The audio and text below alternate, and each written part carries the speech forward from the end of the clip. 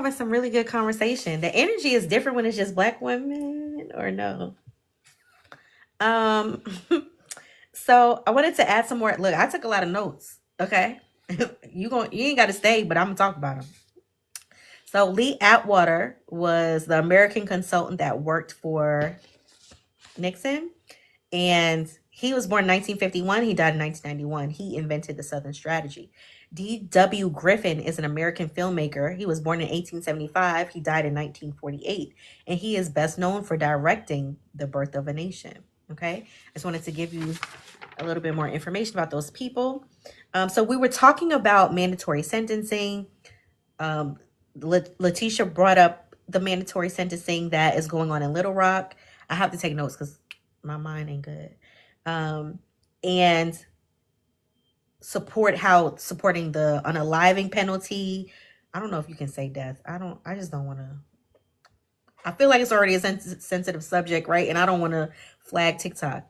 But I wanted to ask a question. Did y'all notice the white guy in the beginning? Grover Norquist, I think is his name. He couldn't even get his lie out. Do y'all remember that? He was trying to say basically whatever he was talking about, it wasn't about a racial thing. And he was like, I'm not making fun of him stuttering, right? If you stutter, you stutter. That's fine. He couldn't get the lie out. It cracked me up so bad. I said, baby, say it with your chest. Say it with your chest. If you mean it, baby, he struggled with that thing so bad. I thought it was hilarious. And then they cut to Van. What's his name? Van something. And it was like, thanks for that, Grover. Like, shut the hell up, lying ass. Okay, so moving on. They talked a little bit about Polly Klaas or Class. She was a little white girl who disappeared, and that kind of sparked this idea of the three strikes rule. I see some people mention it. Van Jones, thank you. Mention it in the comments. So I thought that was so interesting because in case you don't know, I have a book club that I run with my friend Day. Y'all follow Day and PJ. And the book club is specifically for white women. We meet once a month, and we do, the name of the book club is called Anti-Racism Book Club. Okay. My little gray hairs always want to stick out. I don't have a problem with my gray hairs, y'all. I just don't like that they stick out. They have a different texture than all the rest of my hair. So we have this book club, and in that book club, we're talking of, one of the things we're talking about is this idea of white women being the standard. No, that particular book club is specifically for white women, but hold tight, because I'm working on some things for just you. Okay, just follow me. Look for some. It's just I'm trying to figure out how to make it all work because I got a full-time job. Okay, I gotta be at work at 8 o'clock in the morning. I got a full-time job. No, it can be your business, baby. It can be your business. But I have a full-time job. I have a small business. And then I started a business with my friend Day doing his book club. And then somehow I became the go-to for study. It was because I don't know how to shut up. It's because I like the Gap. And I made one video as a joke about study guide. And then everybody was like, where do I register? And I was like, well, shit, I love engaging with black women. Let's do it. So then I wrote a check, and now I got to cash it. That's thank you. Thank you. Maybe it is a calling, but that I did not expect this weekend to be very transparent. Okay. In real time, y'all held me accountable. You was like, oh, bet. And what time is study? Okay. I said, well, shit, let me make a live. Okay. I wasn't even going to make a live. I was just going to make content. And then somebody was like, well, when do you go live? I was like, oh, I hadn't thought about that. I guess I could go live. Then I posted I was going live, and somebody in the comments was like, you can make a live event and then let people register. And I was like, okay, I don't know how to do that. Let me go learn how to do that. So I went and learned how to do that. And then I made an event. And then I was on live, and somebody was like, is this being recorded? Where else can I see it? Because I can't stay for the whole thing. Can you post it to YouTube? And I was like, oh, I guess I can post it to YouTube. So it's just like, I'm literally definition of rolling with the punches. Okay. I did not set out for none of this, but we here, nigga, we made it. Okay. I love us too. I fuck with us hard. Hard. All right. So in this book club, we're talking about the idea of white women being the standard. And I thought this was interesting because in the documentary, what am I about to say? In the documentary, they talk about this little white girl that went missing and how that was enough to spark what ended up being 3 strikes and you don't see the light of day no more. And so we talk about in book club this idea that white women pretend like they don't know they're the standard. They pretend like they don't understand that they weaponize white men against black and brown bodies and how dangerous that is to us, right? How and the ways in which, the ways in which that shows up. So like, give me a second. I want to say this the right way. White men do not consider white women human beings, right? They consider white women women, just better women than black women. And when I say better, I mean closer in proximity to whiteness, and so should be treated better. And what has happened is this thing where white men want to be racist and misogynistic and disrespectful to black people, and they use the idea of the innocence of white women to do it. So you're thinking Emmett Till, right? You're thinking Carolyn Bryant. You're thinking all of these scenarios in which we talked about this yesterday, the white lady who was on somebody else's property. When the black man came home and was like, can I help you? She was like, do you live here? And he was like, yeah.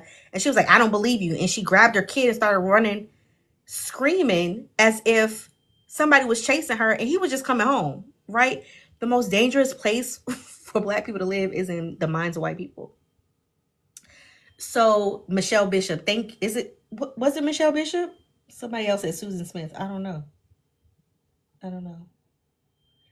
But either way, the point of it is to say, and then she went and got her husband. So I think part of that is white women liking how that feels. They like the idea of chivalry, or what they think is chivalry. And like, he's going to protect my honor, and right? Because it makes you feel taken care of. But in reality, he's dehumanizing a group of people, and he's using you as a scapegoat to do it. Does that make sense? Okay. And it's visible in things like, we have to create hashtags called Bring Our Black Girls Back. Meanwhile, because black girls go missing every day that we can never find. Meanwhile, let Emily go missing, and she's on the 2 o'clock news, the 4 o'clock news, the 6 o'clock news, the 10 o'clock news, and 11 o'clock news. Okay? All right, we're going to keep going. 97% of the elected prosecutors are white in this country. And I think that's important, because what that tells me is representation matters. So when you see, for example, when black people see another black man pew down in the street by the police, we see our brothers, we see our husbands, we see our cousins, we see our family members, right? And so we're hurt by that. And in that same way, if you're a white male prosecutor and you're looking at defendants that are African American, you don't see yourself. And so there's, by definition, a lack of compassion and understanding that is extended to those incarcerated or being held without bail, or, whatever the situation is. Okay.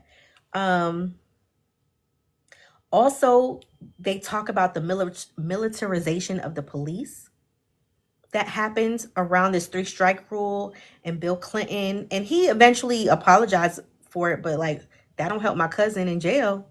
That don't get my uncle out in Rikers, Um, they also talked about responsibility and accountability. I feel like there was somebody in the documentary that said, it's great that he took responsibility, but where's his accountability? And I thought that was right. The damage is done. I think that was a great call out. Responsibility is different from accountability. Um, and it adds to the deterioration of the black family. There was a black woman on a mass presenting black woman on the documentary who basically said you're tearing families apart. Like those families that can't see each other, they can't, you send them to a state prison. In New York City, when you send somebody upstate, when we say upstate in New York City, we mean up north, meaning like you're minimum 3 hours away. There's no outside of Rikers Island. Generally, you can do time in Rikers Island, which is close enough to take a bus to the jail. Don't ask me how I know all of this. um, but you can take a bus to the jail and get there in about 20-30 minutes. You know, you can do time there, but generally people don't do long stints of time. You don't do 20 years at Rikers, generally speaking. It's holding, it's more than holding, but it's like 3 to 5 years, maybe 10 years, whatever the situation is, right? And so when you go up north, this means you're a minimum 3 hours away from the city, from the boroughs of New York City. And so what does that look like for your family? That means if we want to go see you, we have to take time off work. We have to spend money to come see you. We have to spend money to talk to you on the phone. It's all of it is a business. All of it. Like they talked about, you got to work a whole day for a 10-minute conversation to be able to afford a 10-minute conversation. Yeah. It's all very intentional. It's all very calculated. Okay. And it tears the black family apart because it's one thing. Rikers Island was so close to me that in order for me to get home from high school, I had to go to, I think it was Roosevelt Station. I think that's the name of it. Roosevelt something in New York City. And I could come upstairs from the train station, take the bus. It took me 20 minutes to get to Rikers Island. That's how easy it was to get to that jail. If I had a family member that was up north, I probably would never go. I probably would never go. I just wait till you get out. I would just wait till you get out. Most people who work anything but an office job have to work on the weekends. Okay. I'm gonna get off my rant. All right. Angela Davis. I thought the way they interviewed her was so beautiful. I thought the room was absolutely beautiful, and it spoke to her being an antique and a relic in this old.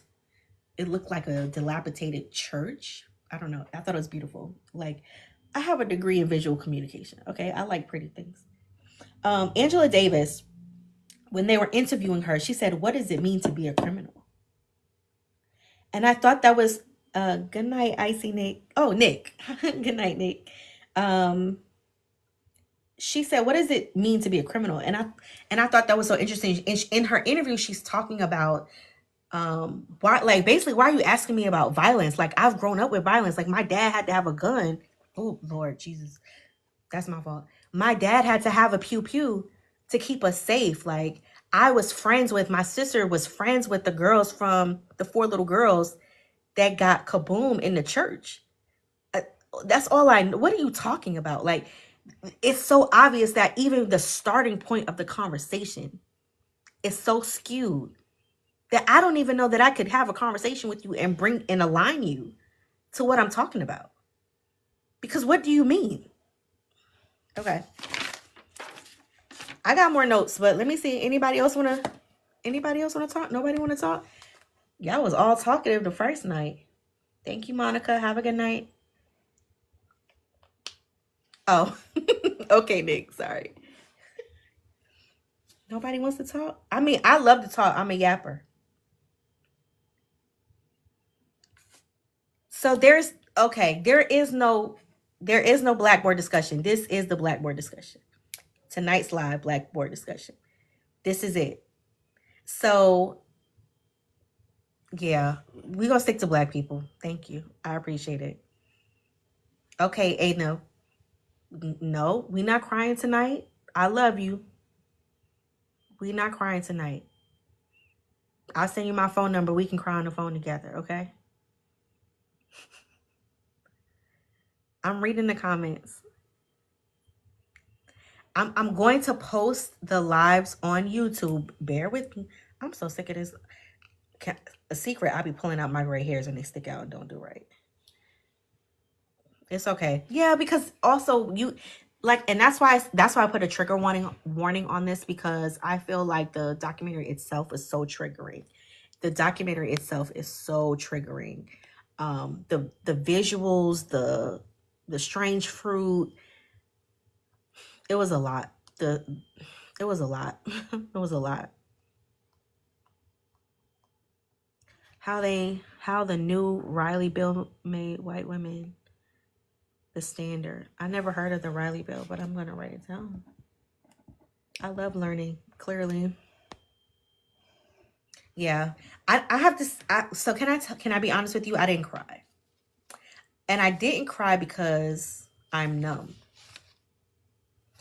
I'm numb with the election. I'm numb with this country. I'm numb with watching Yahtzee gestures.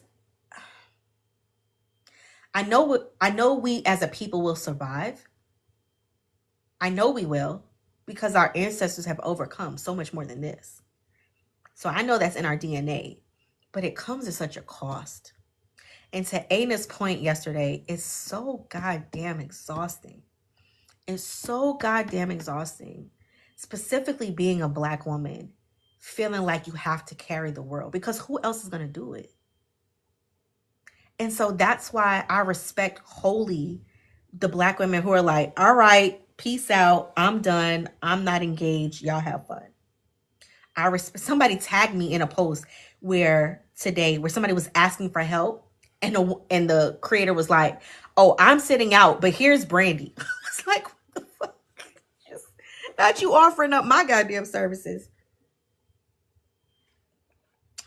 The Lake and Riley bill, her family said don't use it for politics. They didn't listen. Okay, I'm gonna look into it. I never heard of it before. Okay, I got more notes though. And we don't gotta stay on for 2 hours, y'all. It's okay. So, we're at 10:17. So I'll ask one more time. Does anybody want to join? You're welcome to join. You're welcome to join. If you're African American, if you're a person of color, you're welcome to join. And just request to be a guest. All right. So one of the questions I asked earlier was, did you know about ALEC? I didn't know about ALEC, which is the American Legislative Exchange Council, which is an organization that has a board, and it is both businesses and lawmakers. It feels illegal. It feels like it should be illegal for businesses to work together with lawmakers. That's wild. Because, or at least without an oversight committee. Like how I think for me, the detriment, not the detriment, but like the single reoccurring thing that happens with our laws in America is that you have to make a law to make people do right. You always have to make a law to make people right. Like, everybody has the right to vote, but you have to make a law to get women to vote. Everybody has the right to vote, but you got to make a law to make Black people vote or allow them to vote. Everybody can get married, but you got to make a law to allow gay people to get married. It's just like, without an explicit law, people want privilege, not equity. I'm gonna put it in a fucking t-shirt. People want privilege, not equity. And what I mean by that is, people don't just want access. They want access while simultaneously denying that same access to somebody else. That is what privilege is. Because we never learn the lesson. The lesson is everybody's human. So we do, America separates from Britain and says, hey, we're human beings and we want to be able to control our own destiny. And they say, we're human beings, we're going to write the Constitution. But they didn't learn a lesson, because then they still disenfranchise Indigenous people, Black people, women, right? So then women get the right to vote, And the lesson there was that we're all human beings and deserve equal rights. But we didn't learn the lesson. All we learned was that white women get the right to vote. And then so black people had to fight for the right to vote. But then again, we don't learn the lesson as a society that we're all human and deserve the right to justice and liberty and the pursuit of happiness. We only learned that black people should have the right to vote. And then gay people have to fight for the right to get married. And again, the lesson is that we're all you got another class, Javon. The lesson is that all people are still human beings. And the lesson that we actually learn is that gay people should have the right to get married. We never actually where it says comment, there should be a button to the left or the right that says guests, and you can hit that button. Yes, it's the I suffered, so you should too. Which is a lot of the rhetoric I heard around student loan debt. It was like, well, I had to pay my student loans. Okay, bitch, why I can't get mine forgiven? Because you, what the hell? That's some evil minded shit. Yeah, federal legislation. That is what makes it so important. Did you find a button? I don't see any. There we go. Bow.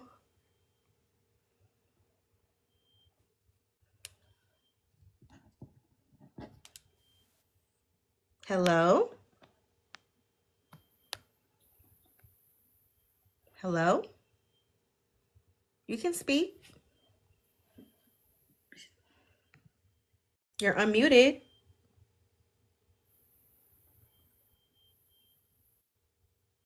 Three, two.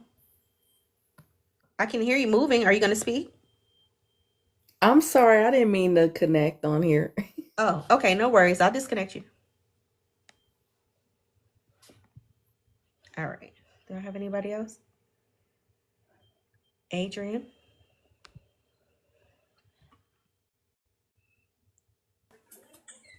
Hi, Adrian. Am I unmuted? No, you're speaking. You're welcome to Oh, speak. You're welcome to speak. Adrian, did you want to come up and speak? uh, yes. Can you hear me? Yeah. Go ahead. Oh, okay. I'm sorry. It's All okay. right. No. You muted again. You How about there? now? Yeah, I Yes. can hear you. Okay, so I have to leave the screen open too. I'm sorry. It's okay. We can hear you. She keep leaving. Why does she keep leaving?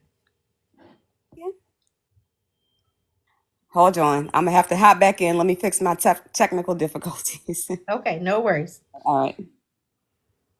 Hmm. We can just so you know, we can hear you. You can't just speak. Okay. Okay. I have my notes things I wanted to read that I Ah, typed onto the side. So I think when I transfer my got you. screen, let me figure it out and I'll chime back in. Go ahead. Okay, no Continue. worries. All All right. right. Mhm.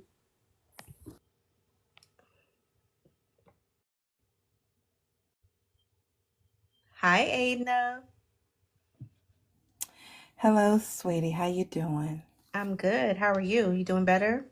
Yes, I am. I wanted to chime in Okay. when you mentioned about the student loan Mm-hmm. situation. Let me tell you something. I should have been an English major because I always excelled at English in school, right? And what I noticed was the context clues that were being thrown in there as to why we as the public should support um, student loan forgiveness. They put in two words. When I read like different articles about it, it was two things that stood out to me: low income minority. And there Mm-hmm. were a lot of publications that were saying, yeah, this is going to benefit the low income, the minority. And they kept saying that over and over again. And of course, who does white America consider to be low income? Us. Mm-hmm. Who do they consider to be the minority? Us. Of course, they didn't want it. they didn't want it for us because they felt like we were going to be the only ones who got it. Okay. And so I noticed that, and I've even commented on, like a few of those, and I'm like, you do know it's going to benefit everybody, right? Not just low income and minority. And guess what else? There's a lot of white low income people in America. Mm-hmm. You see what I'm saying? So, but that was the biggest beef, and I think that was done on purpose so it can get the rejected response that it had received. I But think I that's such believe, a I huh? think that's such a good point because it so one of the notes I took was that language matters, right? And so Hmm. we talked about yesterday the dehumanization of people and how once we have started using language that dehumanizes people, it gives us free will to treat them as monsters, as super predators, as less than, not deserving of. And so when the one of the things that I think about all the time is the way in which we have conversations about black on black crime, right? Black on black crime is not a thing. It's not a thing. Black people commit crime in proximity to each other because we live with each other. The same way white people commit crimes because they're next to each other. And the rate in which white people commit crimes against white people is the exact same as black people committing crimes against black people. But the context to which the media uses, and I think media is such a huge proponent of this documentary. The reason, the context to which they use black on black crime is to say, you are black and you're not human. And so if you are unaliving each other, we will allow you to do it because you are not deserving of a life. Hmm. And so we will stay out of it, or we will over police you to the extent that we will extinguish you as well. Right? So you will also be unaliving each other, and we will also be unaliving you. And the end result is that we've only done this because we do not first view you as human, because we do not have this conversation. When we see Brandon go buck wild in a movie theater or a church and take everybody out, we don't say to ourselves, oh, there's that white on white crime. Or, you know what I'm saying? Like, we don't, that's not the type of conversation we have. We only reserve that type of conversation for black and brown bodies. And the reason for that is because the assumption first is that we aren't human. And the way they get us there is the language and how they discuss us, how they talk to us. So to your point, calling you low income or people who are applying for a program or whatever, low income, minority, it dehumanizes us to this extent that it's hard for us to see past it. And Yes. then that's where anti-blackness comes in. Yes, and another thing too, it's like um what was it? Bacon's Rebellion, right? White and black were fighting together because they weren't paying them.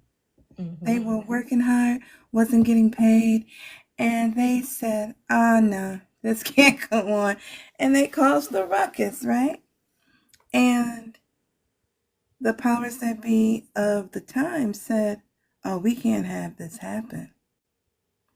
There wasn't fighting among us all the time. And the thing is that I look throughout time of how we've been conditioned. This is not our condition. This is not who we are. We have adapted to the conditions that they set for us. We've been in a constant maze. We've been rats in this maze that society has built for us. And it's about high time that we stop and start helping each other out of the maze. Mm. The ones, who I'm pretty sure, and I don't wish anyone to lose their employment. But as soon as that ban on DEI went into effect, I saw a lot of black women who were chief officers and who were vice presidents, they were losing their jobs. And I don't want to assume, but sometimes, right, we want where we have messed up in our journey, from the conception of this country all the way up until now, we have wanted to be close to the proximity of the very thing that kills us. The very thing that kills us, right? And this should be a lesson. This should be a lesson that we don't get anywhere. We don't get as far as we think when we turn our backs on each other. We don't get far. We always get shown where our place is. It doesn't matter what position that we're in.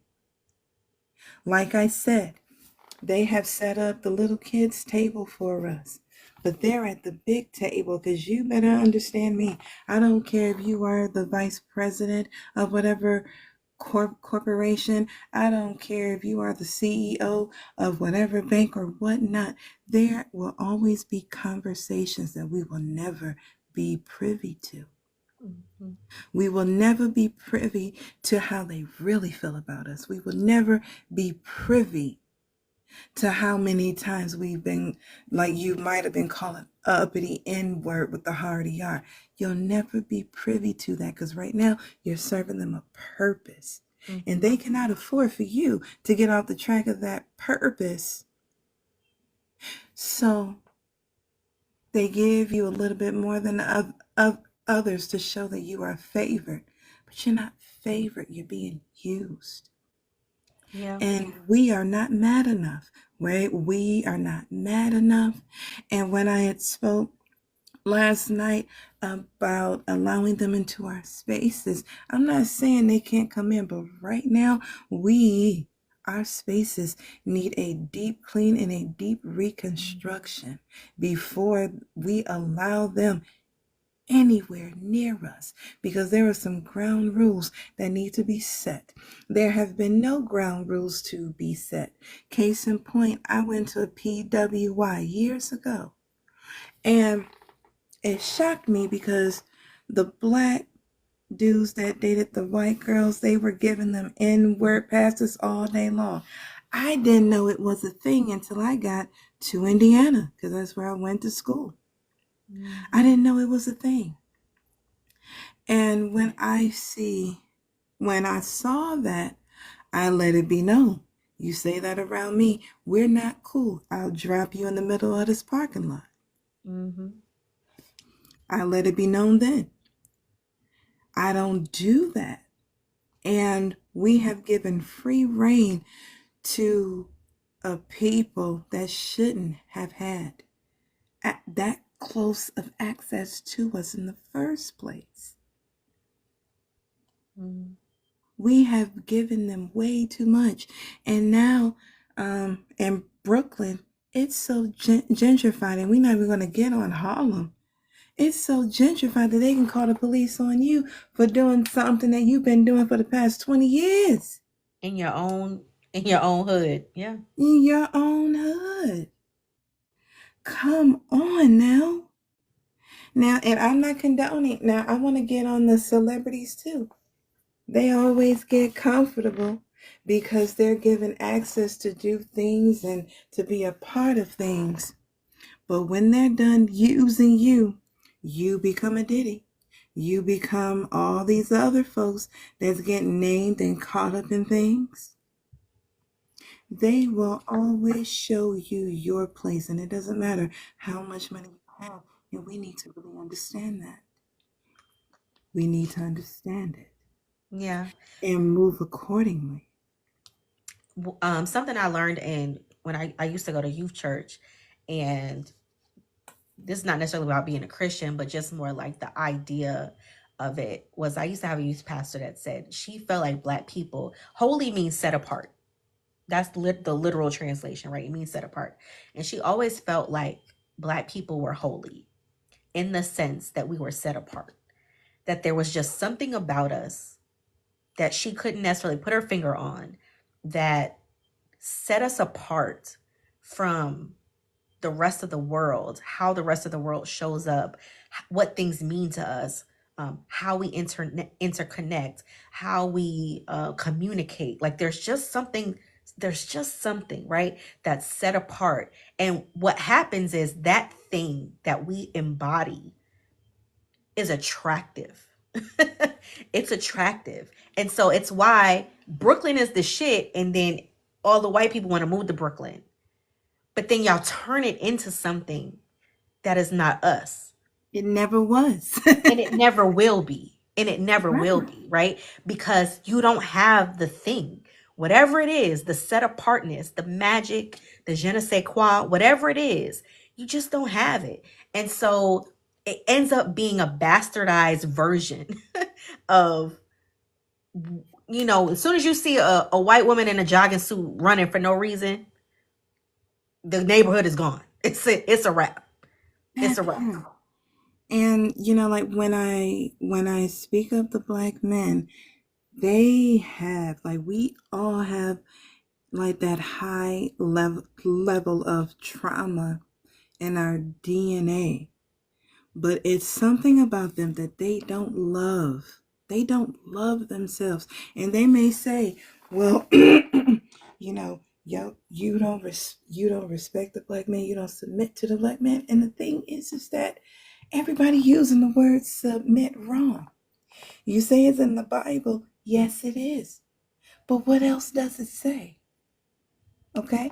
And so the black men in our community do not know their place. And honestly, I think that their trauma is so deep, they're scared to take their place. Yeah, Bell Hooks talks a lot about that. People think she's a man-hating person, but she talks in great depth about how much she loves black men and how she wants them to have a sense of growth, maturity, and emotional intelligence because she loves them that much. And so how she speaks to them is about their growth and not trying necessarily to chastise them. I absolutely agree with you. Thank you so much, Aina, for joining tonight. It is 10:37. I have, I think, 2 people left that want to speak. I'm going to ask you to mute, Aina, and I'm going to allow these other 2 people to join. I did want to point out, while you were talking, I Googled it. Welfare recipients in this country in 2021. I got this from a website, and the data is from 2021. 2022. The 43% of welfare recipients are white. 26% of welfare recipients are Latino, and 23% of welfare recipients are black. But they won't tell you that. But they want you to believe that the people, so when they say, oh, we're going to cut welfare, and you vote for the person who's okay with cutting welfare, you're hurting yourself as white people. All the way down. All the way down. And I just made a video about this. The day white women realize they are marginalized, I want to be a fly on the wall. I want to be a fly on the wall. The day you realize your whiteness don't save you. But all right, Aina, I'm going to unmute you. Thank you so much. You have a good night, sweetheart. You too. All right. I'm going to accept Adrian and Bible's Beauties in Bloom. Okay. That's a lot to say in one breath. Bibles, can you go ahead and mute for me? And I'm going to let Adrian speak. I think she got her notes together. Yes, finally. Hey, y'all. I'm enjoying the conversation. So for me, Adrian, I'm a high school teacher. I actually teach African American studies. I was on my way out the door, leaving school, ready to quit, and so they offered me that class. And so I ended up staying an extra 5 years. And it's been a wonderful experience. These kids, our kids, they are so hungry for this knowledge. And so that's like encouraging for me along the way. But as an educator, of course, I've seen some things over the years. And if any educators are still in the room, I'm sure they would agree. I'm currently working on my doctorate in industrial and organizational psychology.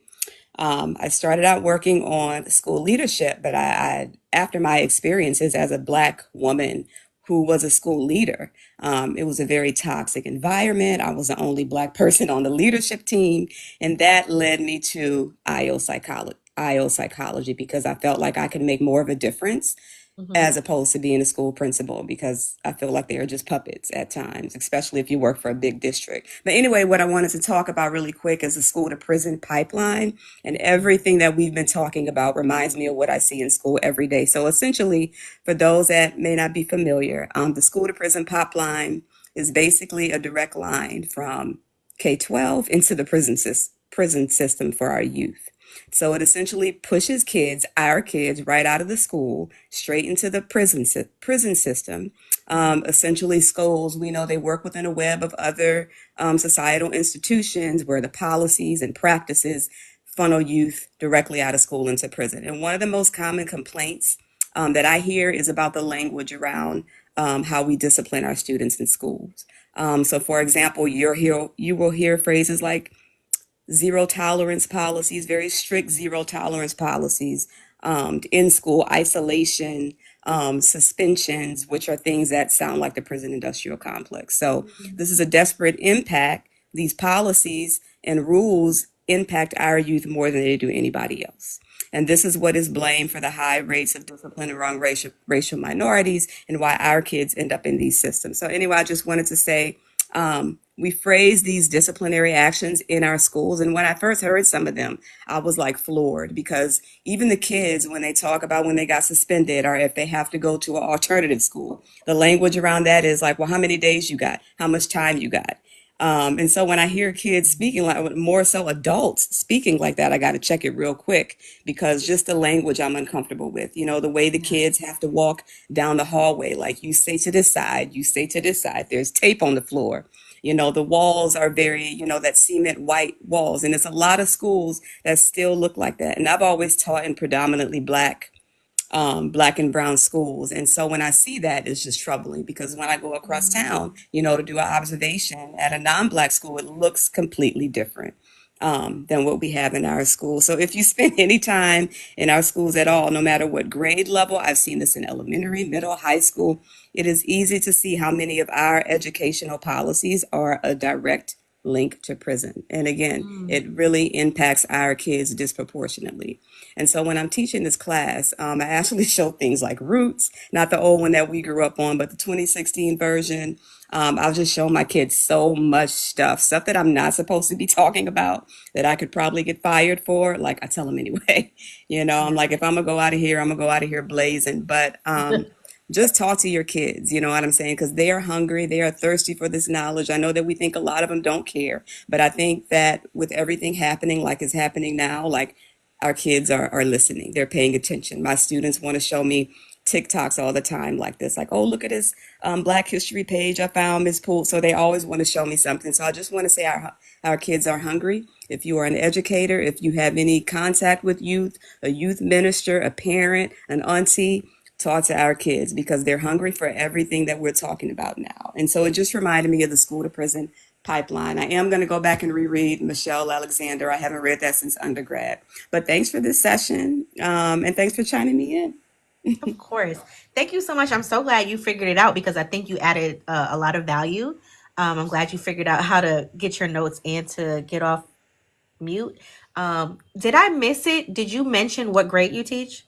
11th and 12th grade. 11th and 12th grade. Ooh, bless your heart. Yes. Oh, I know that's never a I was dull gonna say moment. stressful, but it's not stressful. It's challenging. I'm sure It's challenging in a Yeah. good way. Yeah, Yeah, the kids yeah, are never the absolutely. problem. It's just the adults usually.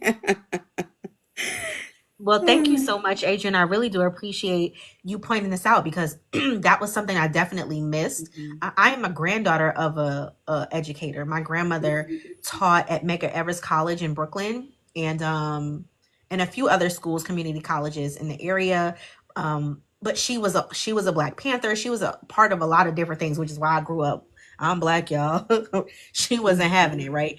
And I think it's important to acknowledge I absolutely went to schools like as you're describing it, I can see my high school. And my high school is named after a Black inventor. So even in the art, like it was built from the ground up with that intention. So even in the building of that, it still was modeled after this prison industrial complex that you're talking about. Yes, That yes. prepared me to walk on one side of the hallway, not in one direction. When I'm coming back, walk on the other Mm-hmm. side. The bells, like Yes. everything about it, very much Mhm. I can see the correlation. Even down to the security officers and how they treat you, and not as a human being, more like somebody who needs to be corrected at all times, even when you're not misbehaving, right? It was eerie as you were describing it. I could see my high school experience, Yeah, which was a long time ago, but yeah. yeah, thank you so Same, girl. much.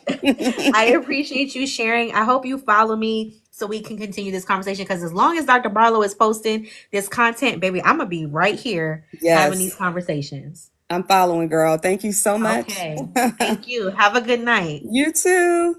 All right. Bye. Bibles, please tell us your name. I really want to know. Hi, can you hear me? I can. Okay. Hi everybody. I am Tony, a Tony. girl with a boy's name. But I am she and You sound a little muffled now. oh, can you hear me now? Yes, that's better. Mm-hmm. Okay, sorry about that. My No name worries. is Tony and I am she, and I am a healthcare professional.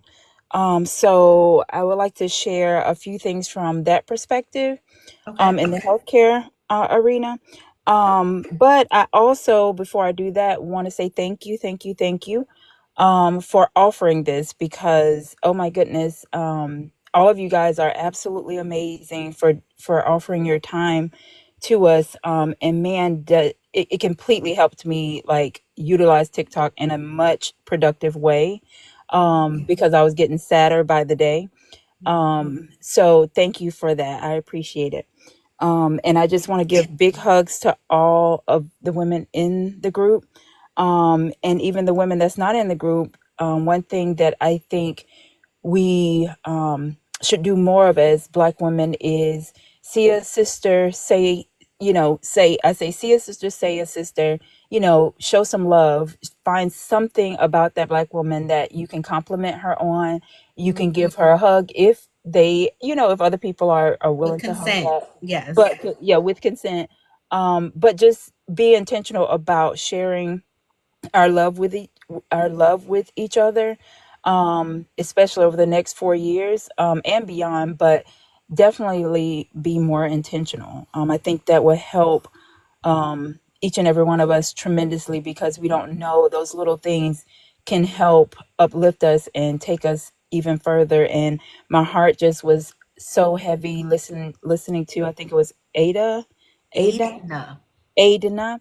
Yes. And so my love goes out to her. But, she said exactly what, a lot of us feel and just haven't had a space to say it, or we say it in our minds and have never said it vocally. Um, because we're just tired of being sick and tired. And so I just want to say a couple of things and then I'll get out of your way. So I just want to share in healthcare. Sis, you are not in my way. Okay.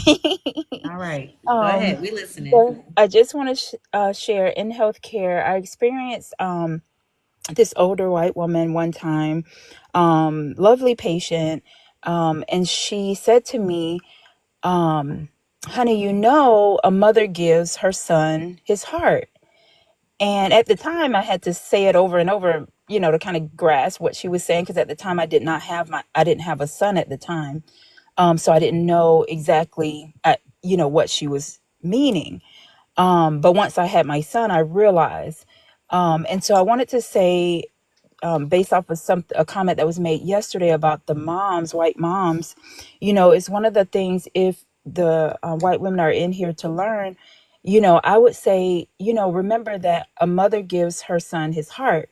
So, which meaning you have to be intentional about making sure your sons are, growing up with really good hearts.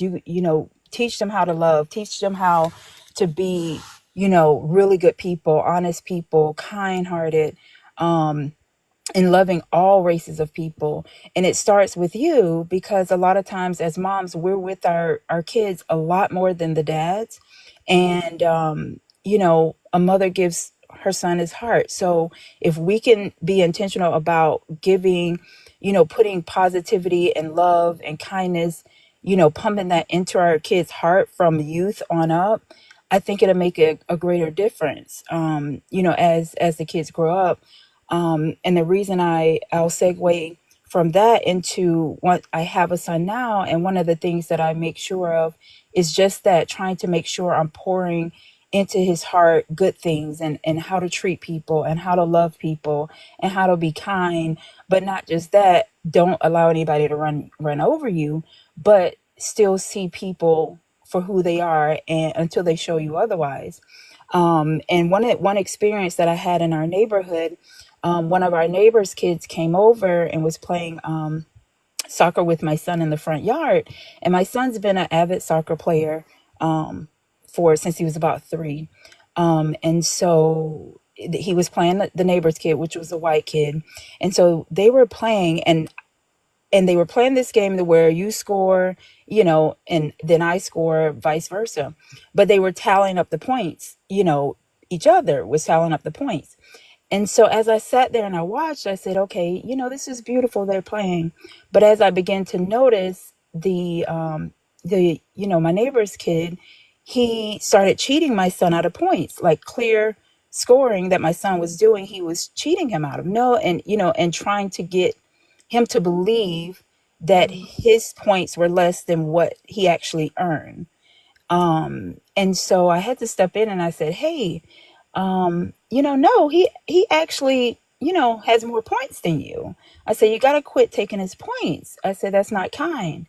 And so, you know, they continued to play, but the habit continued on. And it was startling to me, the fact that at this young age, you're already cheating my son out of, you know, things that he rightfully deserved. And, you know, my son being, you know, kind, he, of course, you know, was like, okay, well, you know, I'll get the next point. I'll get the next point. But I'm looking at it and I'm saying to myself, why do you have to work hard to get the next point? Because you already have the amount of points that you earned. But I thought it was just interesting that at that young age here, the kids are already cheating. I'm like, you're already taking advantage of my son. And, you know, it just was troubling to me. And it stood out to me, the fact that it started early. So that's why I say, you know, moms, if, you know, if there's white moms in here, you know, start with your sons, like start just teaching them, you know, good habits, and not saying you don't already, but be intentional about just make sure you're fair to people, make sure, you know, you're honest, make sure you're kind. And I think that, you know, will go a long way in our schools, you know. And then you just won't have this constant back and forth of, you know, our boys feeling like they're not worthy enough, or they're not good enough, or they got to work extra hard to keep up, when all actuality they're winning already, you know. um and one last thing I'll say is, from the healthcare perspective, there's, in my career, there's very, and I hate to say it this way, but I don't like the fact that we don't always get the same quality of care, unless you actually sound like you know what you're talking about. But if you go in, like, say, if you go into the ER, I felt, you know, and you really don't know, you know, what's going on, you know, it's just put a band-aid on it, and all right, you can go ahead and go home. So over the years, I've made it my business to go to as many, if any family member that goes to the ER or goes to the hospital, to be at their side, you know, so I can then thus communicate with the healthcare professionals on a healthcare professional level. Therefore, you know, holding them accountable to make sure that you don't shortchange my loved one, that you don't take shortcuts, or that you don't just, push them aside as if their pain isn't real, or if, you're not going to investigate it as deep because they don't know that, hey, maybe I do need a x-ray, but I don't know to say I need an x-ray. So Right. I've made it my business to try to go and be a voice in the room and a listener in the room, and not disrespectfully. I respect healthcare professionals, but I'm there and I don't even announce that I'm a healthcare professional until I see things are not going the way they should be going. Yeah. And then that's when I will say, hey, what about, maybe trying an x-ray, or maybe, what about this protocol? And then they say, well, how do you know that? Oh, I'm in healthcare. And basically, it's one of those things to where, well, maybe you should have mentioned something from the beginning, but why should that have to be? I don't understand why that is. Because there's been plenty of times where I've seen where people that don't know don't get the same care, and it's not fair. And so I will stop my rant. But I truly love being here, and I appreciate you. And I'm praying for everybody and wish everybody the best. And I'm just hopeful that our world heals and love prevails, and love wins. That's my hope and prayer. So Thank thank you you. so much, Tony. I appreciate you sharing. You made some really good points about the healthcare system, because I had to learn very early on that I had to be my own advocate as an adult. Rather, I had to be my own advocate. I remember, I'm queer. I'm married to a trans man, and I remember Mhm. going to the GYN some years ago. I'm 42, so maybe 10 years ago. We've been Right. together 14 years. And this is the third time that I had seen this particular doctor. And every single third or fourth time, and every single time I had been there, they asked me, could I be pregnant? They asked me, do I want to take a pregnancy test? And then eventually they asked me, do I want to get on birth control? And so, it's in my chart that I'm married, and In then your I'm married chart. to a trans man. And Right. so this fourth time, I'm irritated. Mm-hmm. Not that I expect you to remember me, because you see a million people, right? And you Mm-hmm. see me ever so often. But it irritated me because you have my chart in front of you. Yeah, And and I we're don't reviewing it. understand Mm-hmm. why you keep asking me this, right? And I Yeah. said to her, ma'am, I forget her name. She was a black woman. And I think I was more disappointed because I Mhm. expected a level of care from her Right. that I wasn't receiving, right? And so I said to her, I'm married to a trans man. Because what irritated me was she said, well, if you're sexually active and you're not using protection and you're not on birth control, you're going to get pregnant. And I said, I'm not. Mhm. Right. I'm not. I promise you, I'm not. And she was befuddled. She didn't understand. I was like, please check my chart. Mm-hmm. I'm married to a trans. Like I was like, can y'all put a sticky note in this bitch or something? Like I don't understand. Excuse my Yeah, language. they I absolutely know your can. name is No, it's Bibles. okay. I want to be respectful, but It's you know what I'm okay. saying? Like They it's absolutely so can. irritating and Mm-hmm. frustrating to have to advocate for yourself when it comes to your own health care. I'm not trans, but hearing the stories of trans folk and how they don't get the care that they deserve because the Mm-hmm. doctor doesn't know how to speak to them. Um, and speak to their needs is so sad and disappointing. Oh, So thank you so absolutely. much for bringing that up. I And I'm sorry appreciate that. about that, but definitely going forward, they can make a note on your chart that is an alert, Mm, that says, "Hey, this is what's going on." Like that could be done. thank you. I mean, I stopped going to that OBGYN, but you know what I'm saying? Like, Yeah, it would be and I was frustrating. in my mid 30s, late 30s, and I just remember going, "Oh, I have to stand up." Like I remember having the revelation, I have to stand up for myself because you think I'm playing with you. Like that, it Right. was like, oh, my mom is not taking me to the doctor. She's not going to stand up for me. I have to do it. Mm-hmm. And it was just, yeah, that was reality for me. Thank you Oh for yeah. sharing so much. I really Thank you so appreciate much. you. I Have a appreciate good you. Have a night. good night. Good night, everybody. Bye. All right. Just so you know, I will not be accepting any more commenters to the panel. The reason for that is twofold. One, it's 11. It's 11:59, and I was only supposed to go to 11, and I want to stick to that because I do have to pick my husband up from the airport. No worries, it's okay, JJ. And so I wanted to just recap really quickly what we talked about today. We talked about the 13th documentary, Ava DuVernay. As I'm talking, I would love for y'all to tap me, get me to 70, 75K likes. I would really appreciate that. We talked about the 13th documentary. It was a trigger warning. And we also talked about TuPac's song Changes. Just really quickly, some lyrics from that song. I see no changes. This is not necessarily in order. Thank you. I see no changes. Is life worth living? That reminded me of W.E.B. Du Bois's I Won't Vote. Pull a trigger, kill a N-word, he's a hero.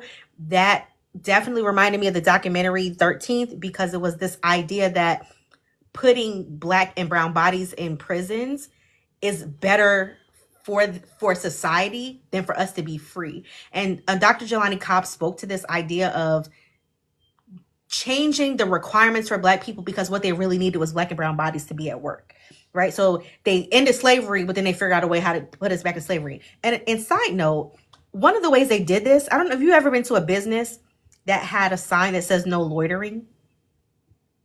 That sign is from Jim Crow. Google it. That sign literally was one of the ways in which they incarcerated Black and brown bodies. So what they would do is say, think about what's going on at the time, right? The Emancipation Proclamation has been signed. We're in Reconstruction. Droves, millions of Black people are free, but they don't have no skills. They can't read. They can't write. What skills do they have outside of hard labor? And that's something they still have to learn depending on what their role was being enslaved, right? And so what they became was vagrant, because who's hiring them? Nobody wants to pay for work today that they didn't have to pay for 2 weeks ago, right?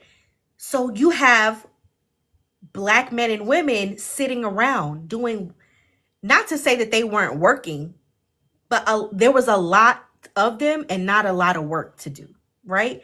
And so what they did was they came up with these loitering laws that would allow the local government, the local police department, to incarcerate them or put them in jail, and would say, oh, you were caught loitering, and your sentence is you can do 2 years in prison, or you can do 3 years as a sharecropper. Right? That was one of the ways in which they put Black and brown bodies back into, I don't know why it keeps like blocking so many of y'all comments. I try to approve them when I see them. Right. That it is why they're afraid of the knowledge. There's so much information there that all you have to do is really pick up some books and read and do your own research. But the whole sign of loitering is from Jim Crow. Well, before Jim Crow. Okay? I went on a little rant. I'm sorry. I see no changes. All I see is racist faces. It's a war on the streets and the war in the Middle East. Instead of a war on poverty, they got a war on drugs so the police could bother me. Again, I highly recommend that you listen to the song, but read the lyrics to this song. I promise you it sounds like Tupac watched the 13th documentary and wrote this song. He talks about the war in the Middle East. He talks about slinging dope. He talks about what else? He talks about the Angela Davis and how that he doesn't say her name, but how they went against the Black leaders. Like he talks about Huey P. Newton. He's talking about the exact same things. I was flabbergasted. Like the only line that stood out to me when I watched the documentary was the war in those streets, Middle East, and the police could bother me. That was the only line. But when I went back and listen to the song, I was like, oh my God, this is like word bar for bar. So definitely, please. Oh, y'all got me up to 85. I love y'all. Please go listen to that song, read it. If you haven't had a chance to watch this documentary, please go watch it. And just for note, we talked about a lot of things, but I wanted to go over some things you should look up that we didn't get a chance to talk about. Fannie Lou Hamer, the documentary or miniseries called Hidden Colors. There's a documentary called Eyes on the Prize. Javon said that was on Tubi. I'm sorry. You should watch Eyes on the Prize. And Javon said Free Angela and All Political Prisoners is on Tubi, and that's about freeing Angela Davis. You can also pick up her book. I felt like her autobiography was quite long-winded. Oh, I didn't understand why it had to be 20 hours. It was a lot for me. I got through it, but geez Louise. Angela, get to the point already. I'm sorry. We love Angela over here. But it was a lot. Yes, Afeni Shakur was Tupac's mom. Asada was her sister. They were all Black Panthers. Asada Shakur, you should read her book, Asada. And the documentary on Khalif Browder is on Netflix. It's called Time, Khalif Browder Story. I think that's the name of it. You can just watch it. And then also watch Stamped from the beginning. I'll probably do a study group on that. I have to look back at Dr. I can never remember her name. What's our professor's name? Dr. Brawler? I feel like I'm confusing it with Browder right now. Anyway, I have to go look back at her syllabus that she posted, and then I will give y'all some Barlow. Goodness gracious, I was struggling. Thank you so much. And I'll give y'all some more information tomorrow. Thank you so much for your time, your attention. You are appreciated. I fucks with you, especially my beautiful Black women. All right, book club babes. I'm gonna see y'all soon. Bye.